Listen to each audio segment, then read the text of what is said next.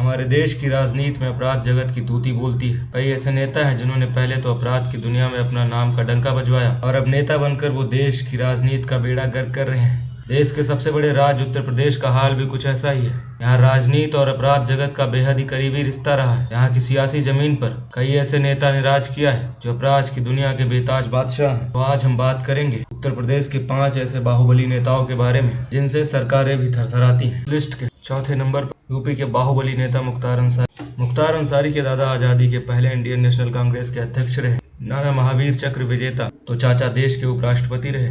मऊ से पिछले 5 बार से विधायक मुख्तार अंसारी के परिवार का एक गौरवशाली इतिहास रहा है, मगर खुद मुख्तार जुर्म के रास्ते पर चल पड़ा।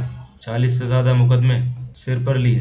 वे पिछले 13 सालों से जेल में बंद है। जितने मुकदमे हैं उतने ही दुश्मन भी। यूपी के मऊ की कहानी भी बहुत अजीब है। बीते 5 बार से जो उनका विधायक है वो पिछले 13 सालों से जेल में बंद है। मर्डर, किडनैपिंग और एक्सटॉर्शन जैसे दर्जनों संगीन वारदातों के आरोप में मुख्तार अंसारी के खिलाफ 40 से ज्यादा मुकदमे दर्ज हैं। फिर भी दबंगई इतनी है कि वे जेल में रहते हुए भी न सिर्फ चुनाव जीतते हैं बल्कि अपने गैंग को भी चलाते हैं। 2005 में मुख्तार अंसारी पर मऊ में हिंसा भड़काने के आरोप लगे थे। कृष्णानंद राय की 7 साथियों समेत हत्या का इल्जाम भी अंसारी के माथे पर लगा। मऊ में दंगा भड़काने के मामले में मुख्तार ने गाजीपुर पुलिस के सामने सरेंडर किया था और तभी से वो जेल में बंद है। पहले उन्हें गाजीपुर जेल में रखा गया, फिर वहां से मथुरा जेल भेजा गया। उसके बाद से आज तक मुख्तार को बाहर आना नसीब नहीं हुआ, लेकिन फिर भी पूर्वांचल में उनका दबदबा कायम है और वो जेल में रहकर भी चुनाव जीतते रहे। मुख्तार अंसारी के बारे में कहा जाता है कि ठेकेदारी, खनन, स्क्रैप, शराब, रेलवे ठेकेदारी में अंसार का कब्जा है, जिसके दम पर उसने अपनी सल्तनत खड़ी की। मगर ये रॉबिनहुड अगर अमीरों से लूटता है तो गरीबों में बांटता भी है। ऐसा मऊ के लोग कहते हैं कि सिर्फ दबंगई ही नहीं बल्कि बतौर विधायक मुख्तार अंसारी ने अपने इलाके में काफ़ी काम किया है। सड़कों, पुलों, अस्पतालों और कॉलेज परिसरों पर ये रॉबिनहुड अपनी विधायक निधि से 20 गुना ज़्यादा पैसे खर्च करता है। सिर्फ डर की वजह से नहीं बल्कि काम की वजह से भी इलाके में गरीब गुरबों में मुख्तार अंसारी की परिवार का सम्मान है। मगर आप में से शायद कम लोगों को पता होगा कि मऊ में अंसारी परिवार की इस इज्जत की एक और वजह है और वो है इनका खानदान।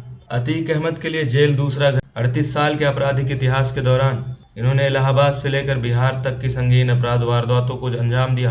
38 साल के आपराधिक इतिहास के दौरान और इन मुकदमों में 11 बार उन्हें गिरफ्तार कर जेल भेजा गया। सच तो ये है कि पिछले 2 दशक के दौरान उनका आधा वक्त जेल में गुजरा। राजनीतिक साख कमजोर पड़ने के बाद अब उनके दिन गर्दिश में आ गए हैं। सपा के टिकट पर वह चुनाव लड़कर विधायक बनने की तैयारी कर रहे थे। अंतर्राष्ट्रीय गिरोह के सरगना हिस्ट्री शीटर अतीक अहमद के खिलाफ इस साल तक 75 मुकदमे दर्ज हो चुके हैं। उनके गिरोह में 138 सदस्य हैं। अतीक के खिलाफ पहला मुकदमा 38 साल पहले खुलदाबाद थाने में कत्ल पर लिखा गया था। फिर तो उन पर धूमनगंज, खुलदाबाद, शाहगंज, कोतवाली, कर्नलगंज, करेली, कीटगंज समेत अन्य थानों में हत्या, गुंडा एक्ट, अवैध हथियार रखने, गैंगस्टर, बलवा, फ्रॉड, हेराफेरी, धमकी के आरोप में हर साल मुकदमे दर्ज होते रहते हैं। कचहरी में पुलिस वकीलों के बीच शूटआउट में 4 लोग का कत्ल, चकिया में कार्यालय के पास नस्सन हत्याकांड, चांद बाबा हत्याकांड, कचहरी परिषद में बम हमला, चकिया में निवास के सामने भाजपा नेता अशरफ हत्याकांड और फिर बसपा विधायक राजू पाल हत्याकांड से अतीक शहर और प्रदेश में सुर्खियों में बने रहे। इलाहाबाद के अलावा चित्रकूट के बरगढ़ में डकैती और बिहार के बरमू में अतीक का कत्ल का केस दर्ज हुआ। राजू पाल हत्याकांड में अतीक और उनके भाई अशरफ समेत 16 लोग जेल गए।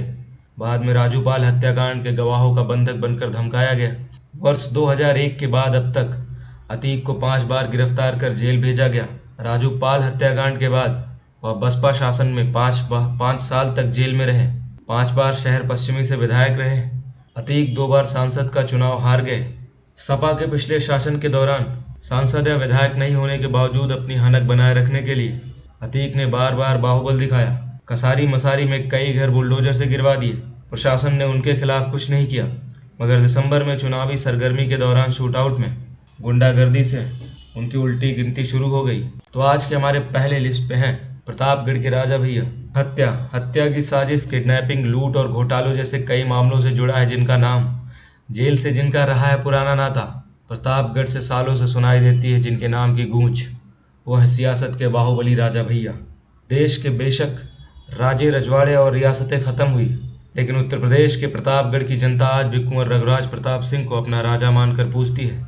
इस इलाके में सिर्फ और सिर्फ राजा भैया और उनके परिवार की हुकूमत चलती है। अपनी दबंगई से उत्तर प्रदेश की राजनीति में अपनी एक खास जगह बनाने वाले राजा भैया का विवादों से चोली दामन का रिश्ता रहा है। कभी जेल के अंदर तो कभी जेल के बाहर रहकर सियासत के बाहुबली ने राजनीति में अपना जबरदस्त सिक्का आजमाया। राजा भैया का जन्म 31 अक्टूबर 1967 को कोलकाता में हुआ। राजा भैया के पिता प्रतापगढ़ की भद्री रियासत के उत्तराधिकारी थे, यानी रघुराज प्रताप सिंह चांदी की चम्मच लेकर ही पैदा हुए और दबंगई उनके खून में रही। राजा भैया के खिलाफ कुंडा के साथ ही महेशगंज, प्रयागराज, रायबरेली, ऊंचाहार, राजधानी लखनऊ में हत्या का प्रयास, लूट, अपहरण समेत अन्य संगीन धाराओं में 47 मुकदमे दर्ज हैं। कुछ मुकदमों में राजा भैया को न्यायालय ने राहत मिल चुकी है, तो ऐसी खबरें भी आई हैं कि कुछ मुकदमों में शासन सत्ता के दबाव से वापस कर चुके हैं। तो ये थी आज की हमारी वीडियो। अगर आपको पसंद आया तो चैनल को सब्सक्राइब और वीडियो को लाइक कर दीजिए। धन्यवाद।